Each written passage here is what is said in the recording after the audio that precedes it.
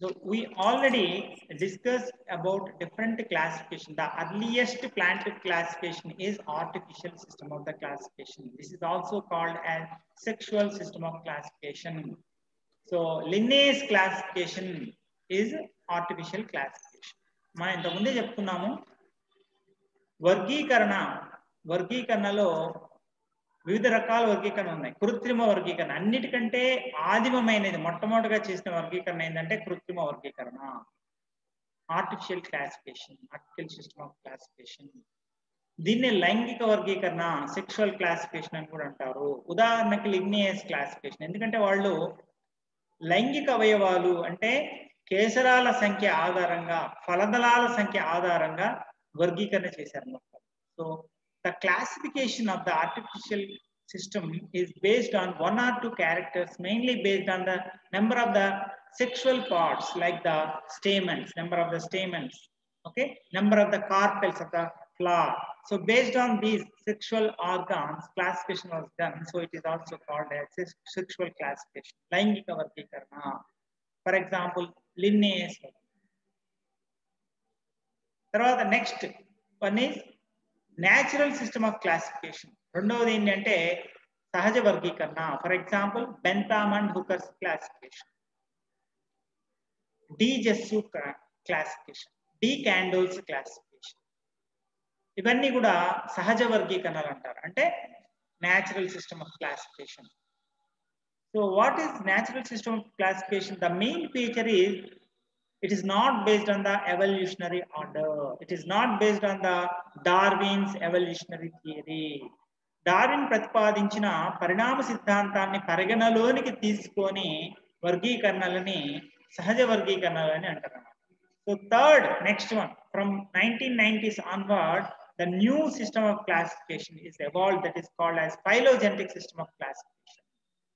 Later, so all the classifications came after the Darwin evolutionary theory, origin of species publication. For example, Engler and Prandtl classification, Hutchinson's classification, Takhtajan's classification, Eichler's classifications, all these classifications come under the phylogenetic system of the classification.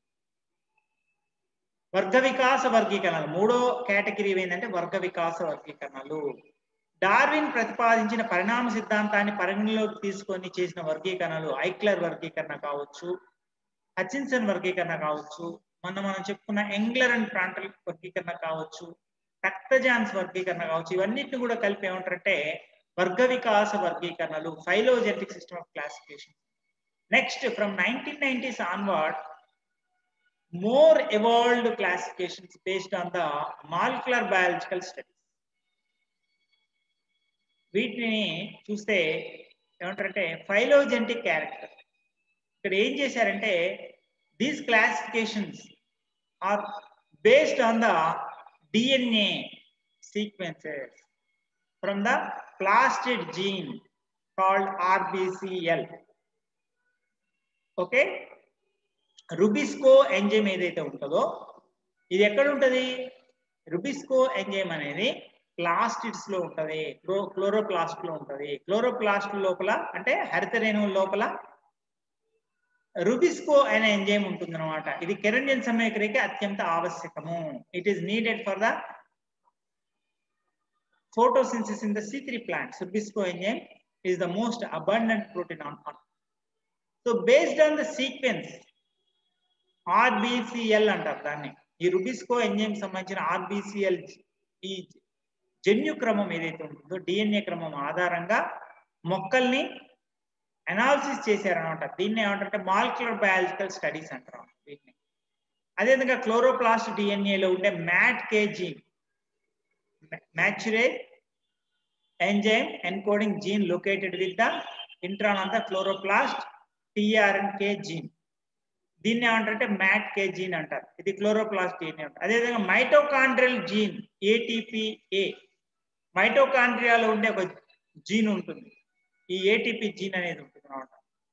ఇది transporter proteins ATPases సంబంధించిన సమాచారాన్ని ఇస్తాయి అనమాట. మరియు 18 SRDNA దీన్నే satellite related DNA అంటారు. వీటికి సంబంధించిన జన్యుక్రమం ఆధారంగా based on the DNA sequence of all these enzymes, all these jeans, the classification is done. So ఒకప్పుడు మనకి ఏం చేసేవంటే వేలు ముద్ర వేసేవాళ్ళు, థంబ్ ఇంప్రెషన్, ఎల్టిఏ అంటే లెఫ్ట్ థంబ్ ఇంప్రెషన్. మనకి ఇప్పటికి కూడా వేలు ముద్ర వేసిస్తారు అనమాట. అంటే సిగ్నేచర్ కంటే కూడా వేలు ముద్రకే ప్రాముఖ్యత ఉంది. అంటే టు ఐడెంటిఫై ఏ పర్సన్, ఈ వేలు ముద్ర thumb impression is most important. Because ఏ ఇద్దరి యొక్క థంబ్ ఇంప్రెషన్ ఒకే రకంగా ఉంది, just like the DNA. Okay, DNA of any 2 persons is not 100% similar. అట్లానే ఇంతకుముందు మొదటి నుంచి యాన్సెస్టర్స్ ఎప్పటి నుంచో ఫాలో అవుతున్నది ఏంటంటే ఈ thumb impression is the criteria for identification. Okay, అట్లానే ఇప్పుడు బయోమెట్రిక్ అని వస్తుంది. Biometric is also based on the thumb impression. ఇదేమిటంటే స్క్రీన్ మీద స్క్రీన్ సెన్సార్ ఒకటి ఉంటుంది. ఆ స్క్రీన్ సెన్సార్ ఆధారంగా ఈ biometric is also based on the thumb impression. Because it is easier to identify. మన బయోమెట్రిక్ అటెండెన్స్ లో మన వేలు అదేవిధంగా ఫింగర్ సెన్సార్ అనేది ఉంటుంది. మన సెల్ ఫోన్స్ లో కూడా ఫింగర్ సెన్సార్ అని ఒకటి పెడతాడు. So we can keep our finger to unlock the cell phone. మనం సెల్ ఫోన్ ని అన్లాక్ చేయాలంటే, దాంట్లో ఉండే యాప్స్ అన్లాక్ చేయాలంటే మనం ఫింగర్ సెన్సార్ ఆధారంగా కూడా ఐడెంటిఫై చేస్తుంది, అది అన్లాక్ అయిపోతుంది. సో ఇవన్నీ ఏంటి, based on the finger prints. Finger prints అందరికీ ఒకే రకంగా ఉండవు కాబట్టి దాన్ని ఐడెంటిఫై చేస్తుంది. అయితే ఇప్పుడు కొత్తగా ఏమొచ్చిందంటే డిఎన్ఏ అనాలిసిస్. ఈ డిఎన్ఏ అనాలిసిస్ ఆధారంగా ఇప్పుడు ఇంతకుముందు మనకు తెలుసు దీన్ని డిఎన్ఏ ఫింగర్ ప్రింటింగ్ అన్నారు. అంటే మన ఫింగర్ ప్రింటింగ్ మామూలుగా ఉంటుంది. మన ఫింగర్ ప్రింట్స్ అనేవి ఏ ఇద్దరు ఫింగర్ ప్రింట్స్ ఒకే రకంగా ఎలాగైతే ఉండవో అదే విధంగా ఏ ఇద్దరి యొక్క డిఎన్ఏలు కూడా ఒకే విధంగా ఉండవు. దాని ఆధారంగా దీన్ని ఈ టెక్నిక్ ఏమంటారు అంటే డిఎన్ఏ ఫింగర్ ప్రింటింగ్ అన్నారు. డిఎన్ఏలో ఫింగర్ ప్రింట్ ఏమి ఉండవు. Just like the finger print, DNA utilise for the identification. It is called DNA finger print. Okay, ఎలాగైతే మనము ఫింగర్ ప్రింట్స్ ని, వేలి ముద్రలను ఉపయోగిస్తామో ఒక వ్యక్తిని గుర్తించడం కోసము, ఆ డిఎన్ఏని కూడా ఫింగర్ ప్రింట్ లాగా ఉపయోగిస్తాం కాబట్టి దీన్ని డిఎన్ఏ ఫింగర్ ప్రింటింగ్ టెక్నిక్ అంటారు. దీని ద్వారా మనము ఎగ్జాక్ట్ గా పర్సన్ ని ఐడెంటిఫై చేయొచ్చు based on the DNA finger printing technology. So this same technology is used to identify the evolutionary relations of the plants, to identify the plants, to identify the affinities among the different species of the plants, to identify the relations among the plants, which one is the ancestor for the plants. ఇప్పుడు మనకు ఒక వంశవృక్షం అనేది ఉంటుంది, ఒక వంశవృక్షం అనేది ఉంటుంది అన్నమాట, hierarchy. మనకు కూడా మన యాన్సెస్టర్స్ ఎవరు, వాళ్ళ యాన్సెస్టర్స్ ఎవరు, ఇదంతా కూడా ఉంటుందన్నమాట. సో అట్లానే వీళ్ళు కూడా ఏం చేశారంటే డిఎన్ఏ, రకరకాల డిఎన్ఏలు, రుబిస్కో ఎంజైమ్ యొక్క ప్లాస్టిడ్ జీన్ ఆర్బిసిఎల్ యొక్క డిఎన్ఏని స్టడీ చేయడం ద్వారా, అదేవిధంగా క్లోరోప్లాస్ట్ డిఎన్ఏ యొక్క మ్యాట్కే జీన్ ని ఐడెంటిఫై చేయడం ద్వారా, మైటోకాండ్రియల్ జీన్ ఏటీపీఏ వీటి యొక్క జన్యు క్రమాలని అంటే డిఎన్ఏ సీక్వెన్స్ ఆధారంగా మొక్కల్ని వర్గీకరణ చేశారు. ఈ విధంగా చేసిన తర్వాత ఏం చేశారంటే, అంటే ఇందులో polymerase chain reactions, PCR techniques వచ్చిన తర్వాత ఈ డిఎన్ఏ ఫింగర్ ప్రింటింగ్, ఈ సీక్వెన్స్ అనాలిసిస్ అనేది, జన్యు క్రమం యొక్క విశ్లేషణ అనేది చాలా ఉపయోగపడింది.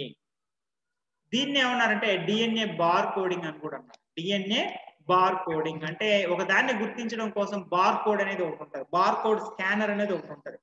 ఆ బార్ కోడ్ స్కానర్ ని పెట్టేసి అది దాన్ని ఐడెంటిఫై చేయొచ్చు. దీన్నే బార్ కోడింగ్ అని కూడా అంటారు. మీకు ఇంటర్మీడియట్ లో కానీ 10th లో కానీ ఆన్సర్ బుక్స్ మీద బార్ కోడ్ ఉంటుంది. ఆ బార్ కోడ్ ఆధారంగా స్కాన్ చేస్తారన్నమాట, అది ఒరిజినల్ ఆన్సర్ బుక్ లేకపోతే డూప్లికేట్ దా అని. సో అదేవిధంగా డిఎన్ఏ బార్ కోడింగ్ అనేది కూడా యూజ్ చేస్తున్నారు మొక్కల్ని ఐడెంటిఫై చేయడం కోసము.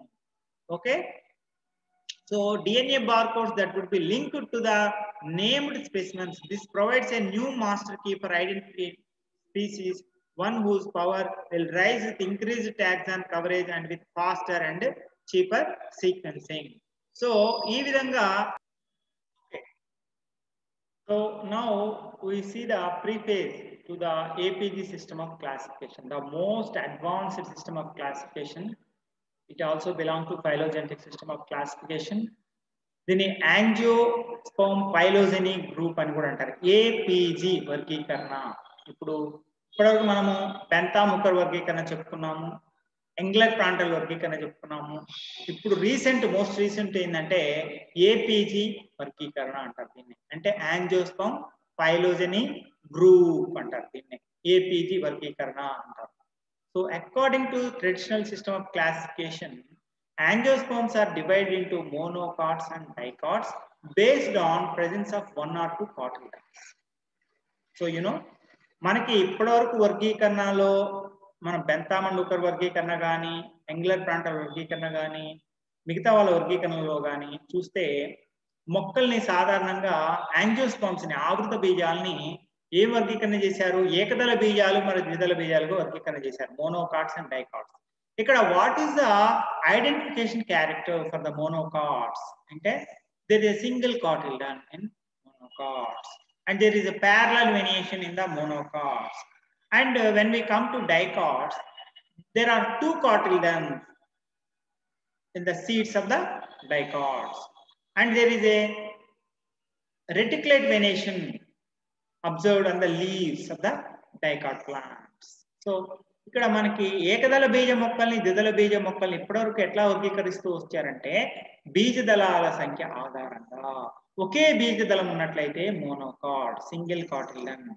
2 బీజ దళాలు ఉన్నట్లయితే, if there are 2 cotyledons in the seed, విత్తనంలో 2 బీజ దళాలు ఉన్నట్లయితే, ఇప్పుడు ఫర్ ఎగ్జాంపుల్ మీరు కందులు, శనగలు ఇలాంటివన్నీ విత్తనాలని వలిచారనుకోండి, దాంట్లో ఎన్ని బీజ దళాలు ఉంటాయి? చిక్కుడు, ఇట్లాంటి బీన్స్, ఇట్లాంటి వాటిలో చూస్తే ఎన్ని బీజ దళాలు ఉంటాయి? కాటిల్డన్స్ 2 ఉంటాయి. కాబట్టి ఇలాగ 2 బీజ దళాలను కలిగిన మొక్కలన్నింటినీ కూడా ద్విదళ బీజ మొక్కలు, డైకాట్స్ అన్నారు అనమాట. ఇప్పటివరకు జరిగిన వర్గీకరణ, సాంప్రదాయ వర్గీకరణ, traditional system of classification. So dicots also are identified by the presence of the reticulate venation. అంటే ద్విదళ బీజ మొక్కలని గుర్తించడానికి ఉండే ఇంకొక ముఖ్యమైన లక్షణం ఏంటంటే దీంట్లో జాలాకార ఈనెల వ్యాపనం ఉంటుంది.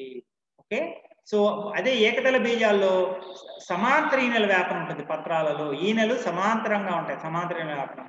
ద్విదళ బీజాల్లో జాలాకార ఈనెల వ్యాపనం ఉంటుంది. ఇదంతా కూడా ఇప్పటివరకు చేస్తున్న వర్గీకరణ.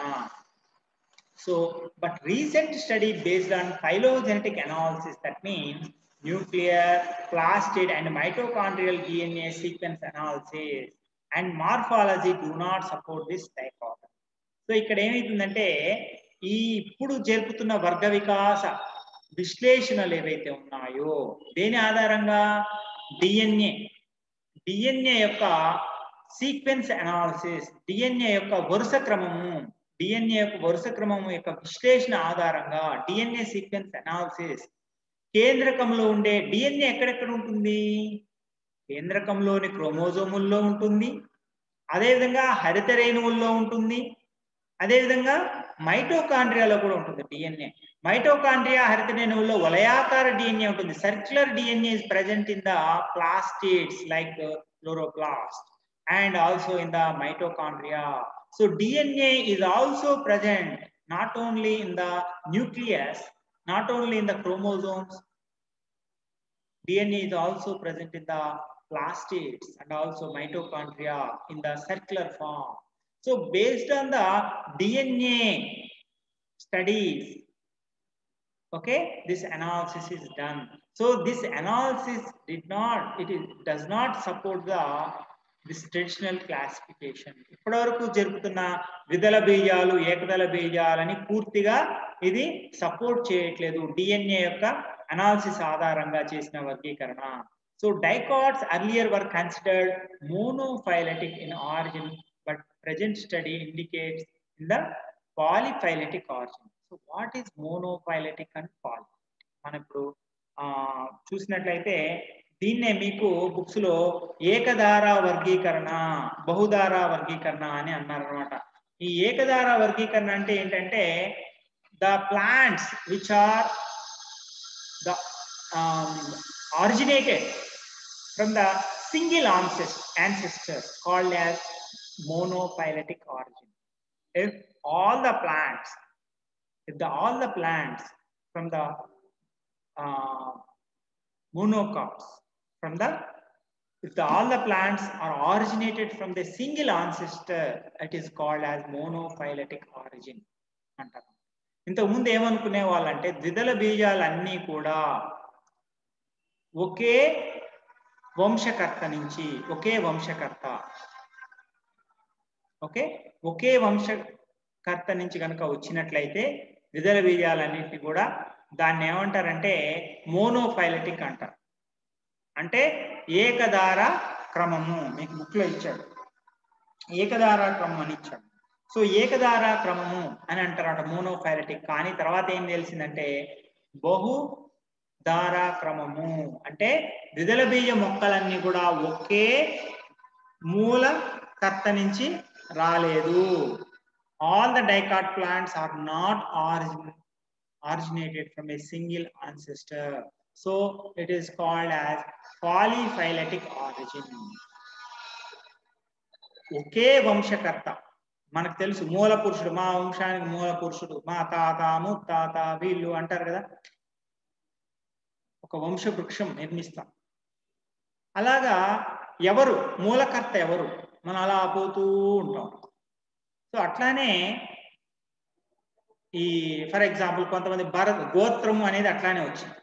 భరద్వాజ గోత్రం, భరద్వాజ మహర్షి నుంచి వచ్చిన వాళ్ళందరినీ కూడా ఏమంటారంటే భరద్వాజ గోత్రం అంటారు. వశిష్ఠ గోత్రం, వశిష్ఠుడి నుంచి వచ్చిన వాళ్ళందరూ కూడా వశిష్ఠ గోత్రము.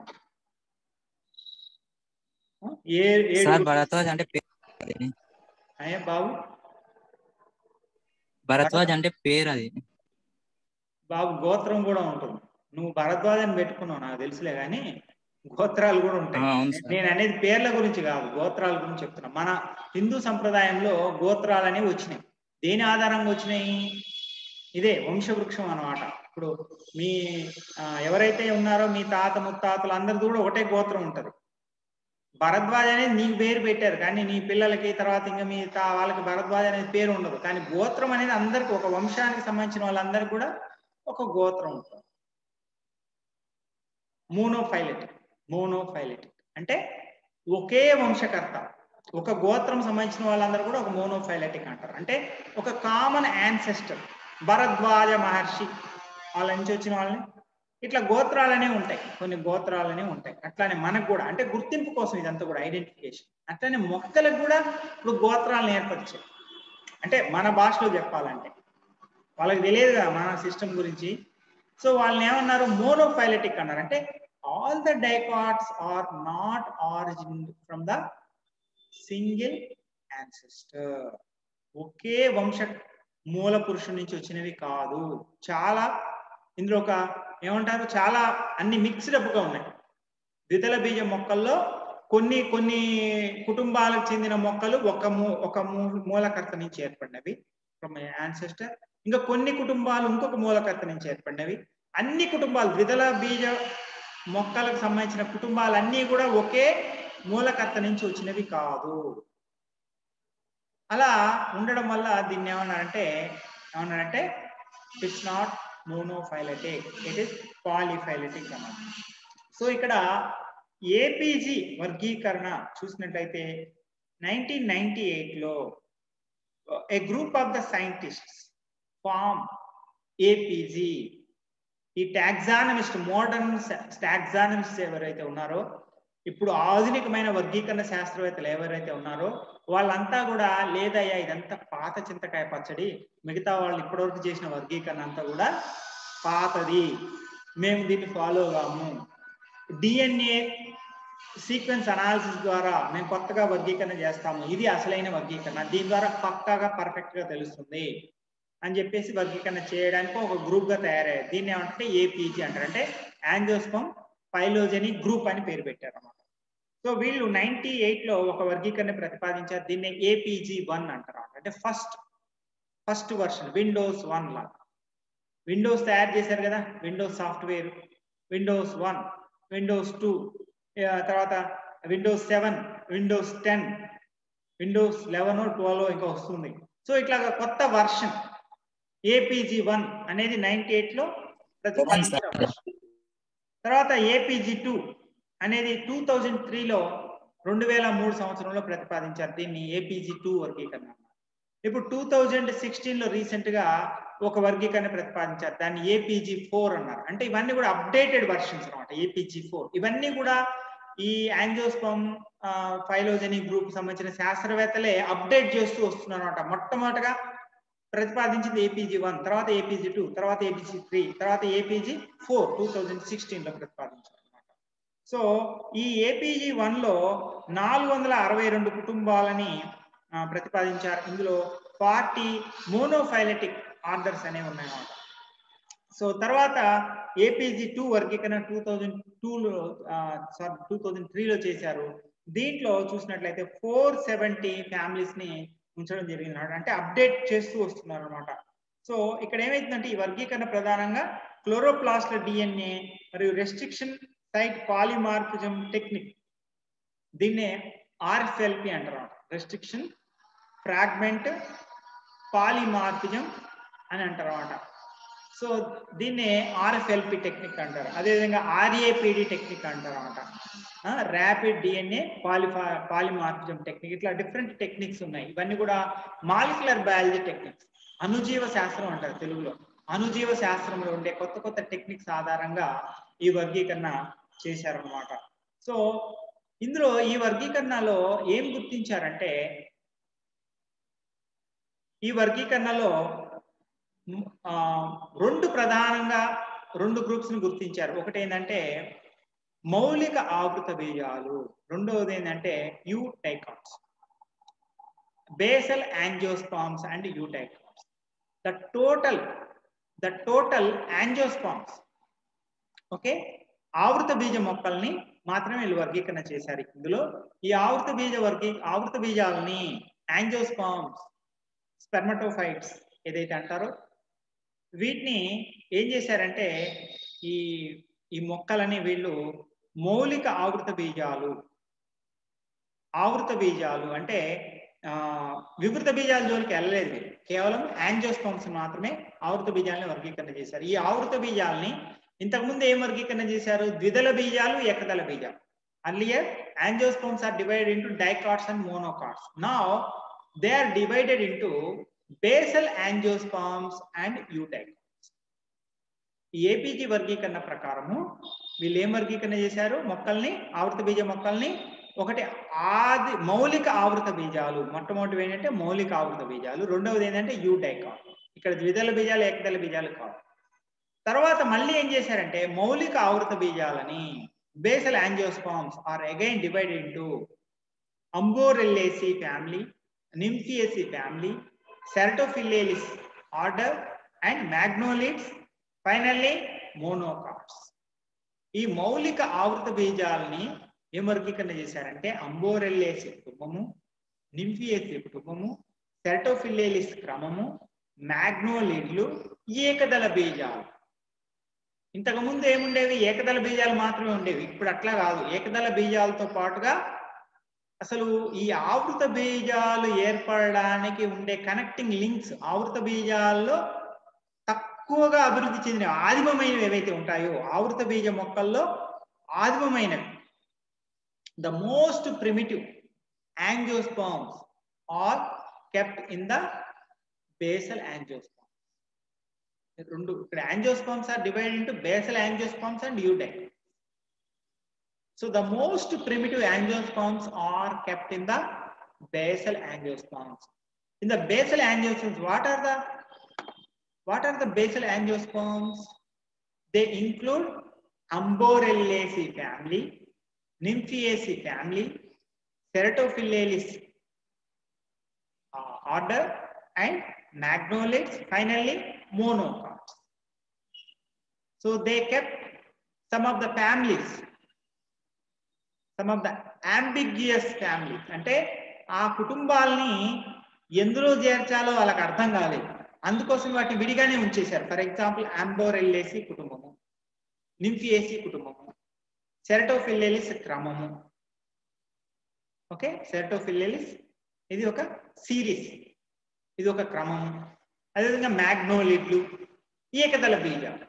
వీటన్నిటి ఏకదళ బీజాలతో పాటు ఉంచకుండా వీటిని, ఇవన్నీ యాక్చువల్గా అంబోరెల్లేసి, నింఫియేసి, సెరటోఫిల్లెలిస్, మ్యాగ్నోలిడ్లు ఇవన్నీ కూడా ఇంతకుముందు ద్విదళ బీజాల్లో ఉండేవి.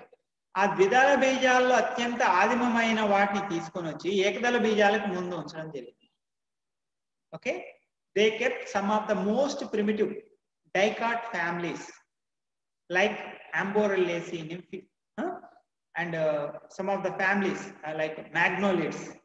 They kept the most primitive families belong to the monocots and dicots before them. Okay, at the starting itself, at the beginning itself, they kept the most primitive families belong to monocots and dicots at the starting itself. ఇక్కడ నింఫియేసి, ఇంతకు ముందు నింఫియేసి అనేది ఏకదళ బీజాల్లో ఉండేది, దాన్ని ఇప్పుడు తీసుకొచ్చి ఏకదళ బీజాలని separate చేసి ముందు ఉంచారు. సో ఈ విధంగా చేసిన వర్గీకరణ అంబోరెల్లేసి, లింఫియేసి. అదేవిధంగా ఆస్ట్రోబైలేలిస్, ఇది కూడా దీన్ని కూడా ఉంచడం జరిగింది అనమాట. Austrobaileyales is considered common sister to the dicot, common sister to the modern angiosperms. ఇప్పుడు వచ్చిన ఆధునికమైన ఆవృత బీజాలకి ఒక సోదరిగా భావిస్తారు. దీన్ని ఆస్ట్రోబైలైలిసిస్ అనే ఒక క్రమాన్ని. అదేవిధంగా సెరటోఫిల్లెలిస్, క్లోరోప్లాస్ట్ లో ఉండే ఆర్బిసిఎల్ జన్యువు ఆధారంగా సెరటోఫిల్లేసి కుటుంబానికి చెందిన సెరటోఫిల్లం ప్రజాతిని మిగతా ద్విదళ బీజాల మొక్కలన్నిటికీ సోదరిగా వర్గీకరణ చేశారన్నమాట. సో ఇక్కడ సెరటోఫిల్లెలిస్ క్రమం అనేది ఇంతకుముందు ద్విదళ బీజాల్లో ఉండేది, దాన్ని ఇప్పుడు ఏం చేశారంటే దానికి సోదరిగా వర్గీకరణ చేయడం జరిగింది అనమాట. నెక్స్ట్ ఏకదళ బీజాలని ఉంచడం జరిగింది అనమాట. ఏకదళ బీజాలు అంటే మోనోకాట్స్ ఉంచడం జరిగింది. సో నెక్స్ట్ మ్యాగ్నోలిడ్స్, ఇంతకుముందు మ్యాగ్నోలియేసి అనే ఒక ఫ్యామిలీ ఉండేది. సో వీటిని ఆదిమమైన ఆవృత బీజాలుగా పరిగణిస్తారు, మ్యాగ్నోలిడ్స్ అని అంటున్నారన్నమాట వాటిని. ఓకే, వీటన్నిటిని కూడా మ్యాగ్నోలిడ్ ఫైలం గా చేయడం జరిగింది అన్నమాట. ఈ మొక్కలు పొడవాటి వెడల్పైన జాలాకార ఇనెల వ్యాపనం కలిగిన పత్రాలని, సర్పిలంగా అమరి ఉన్న అనేక పరిపత్రాలు, కేసరాలు, ఫలదళాలు కలిగిన పెద్ద పుష్పాలను కలిగి ఉంటాయి. ఓకే, సో ఇక్కడ ఇంతకుముందు మనం చెప్పుకున్నాం పుష్పాల వర్గీకరణలో పరిపత్రాలు అంటే ఏంటి. పుష్పాలలో రక్షక పత్రాలు, ఆకర్షణ పత్రాలను కలిపి పరిపత్రాలు అంటారు. Perianth, based on the perianth characters. So flowers are classified as spiral symmetry, cyclic symmetry అనేది ఒకటి ఉంటుంది. ఫ్లవర్స్ ని cyclic flowers, non cyclic flowers ని ఏమంటారంటే స్పైరల్ అని కూడా. సో స్పైరల్ గా అమరి ఉన్నవి పరిపత్రాలు అనేవి, కేసరాలు, అండకోశం ఇవన్నీ కూడా సర్పిలాకారంగా అమరి ఉంటే ఆ పుష్పాలని సర్పిలాకార పుష్పాలు అంటారు. అలా కాకుండా వేరు వలయాలుగా అమరి ఉన్నాయనుకోండి, రక్షక పత్రాలు బయటి వలయం, తర్వాత ఆకర్షణ పత్రాలు తర్వాత వలయం, కేసరాలు ఇంకొక వలయం, అండకోశంలో ఉండే ఫలదళాలు లోపలి వలయం, ఇట్లా వేరు వలయాలుగా ఉన్నాయనుకోండి వాటిని ఏమంటారంటే సర్క్యులర్ వలయాకార పుష్పాలు అంటారు.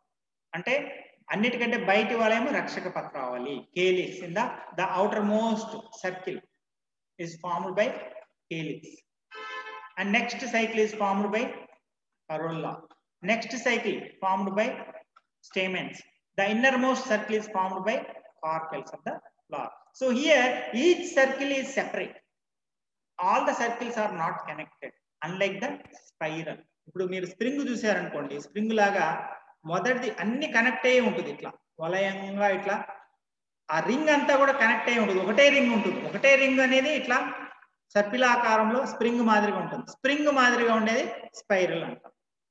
సో ఇట్లా సర్పిలాకారంలో రక్షక పత్రాలు, ఆకర్షక పత్రాలు అన్ని కంటిన్యూస్ గా కేసరాలు, ఫలదళాలు ఇట్లా కంటిన్యూస్గా ఉంటే దాన్ని సర్పిలాకార పుష్పాలు అంటారు. If all the sepals, petals, stamens and carpels are continuously arranged in the spiral form, it is called as spiral flower. So it is the most primitive character of the flowers. Magnoliaceae, Ranunculaceae ఇలాంటి కుటుంబాలు ఏవైతే ఉన్నాయో ఇవి most primitive families. మొత్తం మనం వర్గీకరణ చూసినట్లయితే for example బెంతామండ్ ఊగర్ వర్గీకరణలో రానన్క్యులేసి అనే ఫ్యామిలీని అన్నిటికంటే ముందు ఉంచడం జరిగింది. మ్యాగ్నోలియేలిస్ అనే క్రమంలో రానన్క్యులేసి అనే ఫ్యామిలీని మొదటగా ఉంచడం జరిగింది. So Bentham and Hooker also considered Ranunculaceae with the spiral flowers as the most primitive. బెంతాముఖర్లు కూడా దీన్ని పరిగణలోకి తీసుకున్నారు. మ్యాగ్నోలియేసి, రానన్క్యులేసి కుటుంబాల్లో ఉండే ఫ్లవర్స్ అనేవి సర్పిలాకార సౌష్ఠవాన్ని కలిగి ఉంటామంట. స్పైరల్లీ అరేంజ్డ్ ప్యాటర్న్ అనేది. So based on this character magnolids are kept at the beginning of the classification. Magnolids also have the same feature, spiral flowers. అదే విధంగా దీంట్లో ఏముంటుంది, జాలాకార ఇనెల వ్యాపనం ఉంటుంది, రెటిక్యులేట్ వెనేషన్ ఉంటుంది. సో ఇది దీని ఆధారంగా మ్యాగ్నోలియేసి ఇంతకుముందు ద్విదళ బీజాల్లో ఉండేది. As per the classification of the Bentham and Hooker, Engler and Prantl, this Magnoliaceae or magnolids are part of the dicots. But here in the APG classification, this Magnoliaceae family members are separated from the dicots and they are kept as a separate group called as magnolids. వీటి magnolidలని వేరు చేశారు. ద్విదళ బీజ మొక్కల కుటుంబాలు ఏవైతే ఉంటాయో ద్విదళ